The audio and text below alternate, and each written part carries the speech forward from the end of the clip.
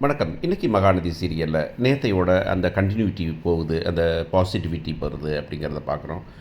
இது ஒரு ஒரு ஒரு ஒரு ஒரு ஒரு உணர்ச்சிகரமான சீன் அப்படிங்கிறது தான் உண்மை. ஏன்னா ரொம்ப நாள் கழிச்சு அந்த பொண்ணு அந்த வீட்டுக்கு வருது. வீட்டுக்கு வந்து உள்ளார ரூம்குள்ளே போகுது. அந்த ரூம்குள்ளே வந்துட்டு போகும்போது அவர் இல்ல.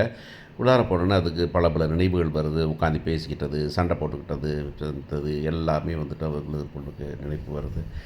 அ உடனே கண் கலங்கி நிக்குது அப்படிங்கிறத பார்க்குறோம். அதையெல்லாம் நம்ம காவேரியை அடிச்சுக்க முடியாது அடிச்சுக்க முடியாது அப்படின்ற மாரி அடிச்சுக்க முடியாது. நல்லாவே முகபாவனையோட நல்லா இருக்கிறாங்க.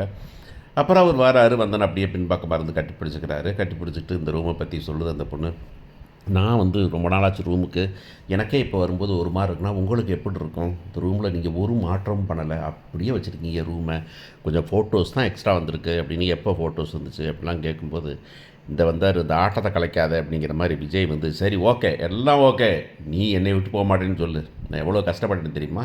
அந்த சுவருக்கு ஒரு காது இருந்துச்சுன்னா, வாய் இருந்துச்சுன்னா, அது சொல்லும் உன்ட்ட. நான் எவ்வளவெல்லாம் சிரமப்பட்டேன் நீ இல்லாமன்னு. இனிமே நீ விட்டு போகாத அப்படிங்கிறதுல, இந்த 2 நாள் சீன்ல ஒரு விஷயம் வந்து திரும்ப திரும்ப அவங்க இன்சிஸ்ட் பண்ணி ப்ரூவ் பண்ண ட்ரை பண்ணுறாங்க அப்படின்னு சொல்லலாம். இல்ல ப்ரூவ் பண்ணுறாங்க அப்படின்னு சொல்லலாம். இல்ல நம்ம மனசுல வச்சிருந்தத சொல்றாங்க அப்படின்னு சொல்லலாம்.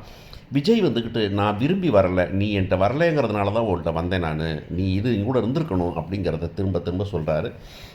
இந்த பொண்ணும் தன்னுடைய வசனங்கள்ல சாரிங்க, சாரிங்க அப்படின்னு சொல்லுது.